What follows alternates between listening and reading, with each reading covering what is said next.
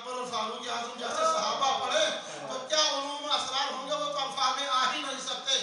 صرف حضرت عمر نے 2.5 سپارے جو سورہ بقرہ 2.5 پاروں پر مشتمل ہے، جب پڑھنے لگے نبی پاک سے تو 12 سال لگے۔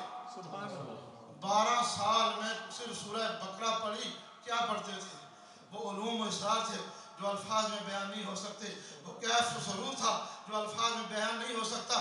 12 سال صرف سورہ بقرہ میں پڑھنے میں لگے۔ ان کے علم کا اندازہ کون لگا سکتا ہے؟ تو فرمایا جس کو رمضان ملا، جسے قرآن ملا، یہ دونوں ہیں، اور قرآن بھی شافع ہے اور رمضان بھی شافع ہے، نبی بھی شافع ہے۔ فرمایا جو رمضان کی برکت سے محروم ہو گیا، جو قرآن کی تلاوت سے محروم ہو گیا، مومن رہا، گناہگار ہی صحیح، فاسق ہی صحیح، بدکار ہی صحیح، نیکوکار نہ صحیح، لیکن ایماندار رہا، میری توہین نہیں کی، میری گستاخی نہیں کی، اگر ان دوست کی شفاعت سے محروم رہ گیا تو میری کالی کملی کس کام آئے گی؟ فرمایا کل قیامت میں اگر یہ تمہاری شفاعت نہ کر سکے، رمضان کے روزے نہ لگ سکے، قرآن کی تلاوت سے محروم رہنے والوں، شفاعتی لأہل القبائل، جس کی شفاعت قرآن کرے گا وہ مقبول ہوگی، رمضان جس کی شفاعت کریں گے وہ مقبول ہوگی، اور جس کی شفاعت وہ نہیں کریں گے خود محمد اس کی شفاعت کرے گا۔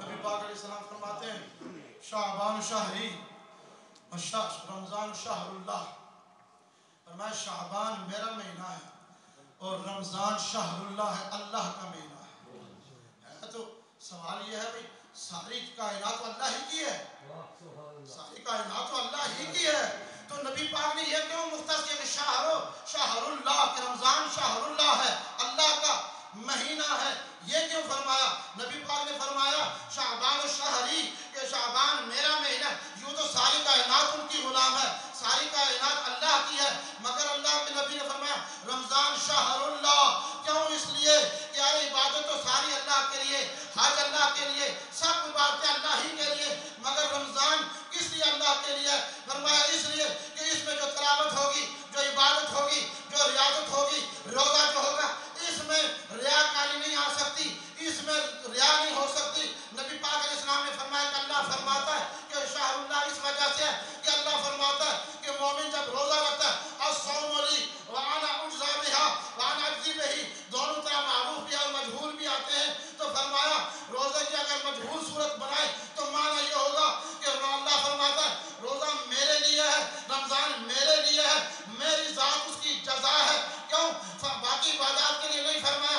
حج میں ریاکاری ہو سکتی ہے، قرآن کی تلاوت میں ریاکاری کا امکان ہے، سجدے میں ریاکاری کا امکان ہے، زکوٰۃ میں ریاکاری کا امکان ہے، ہر عبادت میں ریا کا شائبہ ہو سکتا ہے، اور نبی پاک فرماتے ہیں سب سے کمزور ترین ریا کی جو صورت ہے، فرماتے ہیں جو زمین پر چونٹی چلتی ہے، مشکات شریف کی حدیث ہے، حضور فرماتے ہیں سب سے کمزور علامت ریا کی چھوٹی سی چھوٹی جب زمین پر چلتی ہے، ریا کی اتنی بھی قسمیں موجود ہیں، تو کسی کے ذہن میں یہ خیال آ سکتا ہے تو روزے میں کیونکہ خالص عبادت ہوتی ہے، یا بندے کو پتا ہوتا ہے یا خدا کو پتا ہوتا ہے، فرمایا تم صبح سے لے کے شام تک بھوکے رہتے ہو، شام سے لے کے سحر تک میری عبادت کرتے ہو، میں تمہیں اپنا جلوہ تمہیں عطا کروں گا، اپنا دیدار تمہیں عطا کروں گا۔ تو قرآن کی تلاوت ایک قلب کا روزہ رہ گیا، کثرت کے ساتھ تلاوت کیجئے، جتنا پڑھ سکتے پڑھ لیجئے۔ حدیث پاک میں آتا ہے امام راضی فرماتے کہ جس آدمی نے اعوذ باللہ من الشیطان الرجیم اور سورہ حشر کی آخری 3 آیات پڑھی، اعوذ باللہ من الشیطان الرجیم اور سورہ حشر کی آخری 3 آیات پڑھی، اللہ تعالیٰ 70,000 فرشتوں کو مقرر فرماتا کہ میرے اس بندے کی بخشش کے لیے دعا کرتے رہے، فرشتوں کی ڈیوٹی ہوتی ہے۔ اور دیکھو نبی پاک صلی اللہ علیہ وسلم ایک اور مقام پر فرماتے ہیں کہ حضور صلی اللہ علیہ وسلم کے پاس کچھ لوگ حاضر ہوئے کہ ایک آدمی قریب المرگ ہے، ہم اس کو تلقین کریں لا الہ الا اللہ محمد رسول اللہ، کلمہ پڑھو کلمہ پڑھو کلمہ پڑھو، وہ کلمہ نہیں پڑھ سکتا، تو نبی پاک صلی اللہ علیہ وسلم کی بارگاہ میں عرض کی کہ یا رسول اللہ آپ اس کے گھر تشریف لیں، نبی پاک صلی اللہ علیہ وسلم تشریف لے جاتے ہیں، نبی پاک فرماتے ہیں پڑھو لا الہ الا اللہ محمد رسول اللہ، وہ پڑھنا چاہتا ہے لیکن نہیں پڑھ سکتا، تو نبی پاک نے فرمایا یہ نماز پڑھتا تھا، صحابہ نے عرض کیا یہ نماز پڑھتا تھا، نبی پاک نے فرمایا یہ زکوٰۃ دیتا تھا، تو فرمایا زکوٰۃ دیتا تھا، نبی پاک نے فرمایا یہ نیکی کرتا تھا، نیکی کرتا تھا، گناہوں سے بچتا تھا، گناہوں سے بچتا تھا، پھر کیا وجہ ہے کہ یہ کلمہ اس کی زبان پہ جاری نہیں ہوتا، تو صحابہ حیران تھے کہ ہم خود حیران یا तो निगाह नबूवत से कोई शाह पोशीदा तो नहीं थी।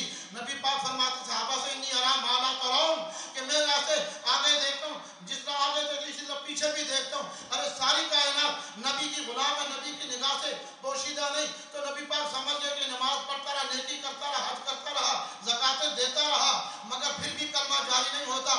तो किसी से पूछा, जाके पूछो इसकी वालदा से कि ये कहीं तुम्हारी नाफरमानी तो नहीं किया करता था। नबी पाक सल्लल्लाहु अलैहि वसल्लम की बारगाह में उसकी वालदा हाजिर हुई और वो बूढ़ी थी, नाबीना थी। नबी पाक ने फरमाया ये तेरा बेटा है? हाँ मेरा बेटा है।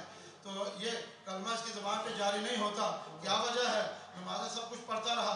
तो उस वालदा ने कहा बात दरअसल ये है कि इसने गुस्से में एक दिन मुझे चांट मारी, छप्पड़ रसीद किया, मेरी आंख निकल गई, मैंने इसको कहा कि तुझे अल्लाह जहन्नम नसीब करे। नबी पाक ने फरमाया अच्छा ये बात है?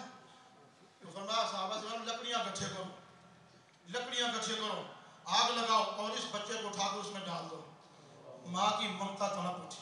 अब वो हिकमत थी नबी पाक सल्लल्लाहु अलैहि वसल्लम की। वालदा बोल उठी या रसूल अल्लाह, या हबीब अल्लाह, क्यों ये आग क्यों जलाना चाहते हैं? फरमाया कि तेरे बेटे ने तेरी नाफरमानी की, मैं उठाकर इसे आग में डालना चाहता हूँ। तो वालदा ने कहा या हबीब अल्लाह, ये मेरे पेट में 9 महीने रहा, 2 साल में इसको दूध पिलाती रही, आग के लिए तो नहीं पिलाती रही, ये मेरा लख्त जिगर, मैं इसे माफ़ करती हूँ। तो इमाम राजी तफरीक उठाते हैं हदीस बयान करके, अगर एक माँ शफकत करे, गुनहगार से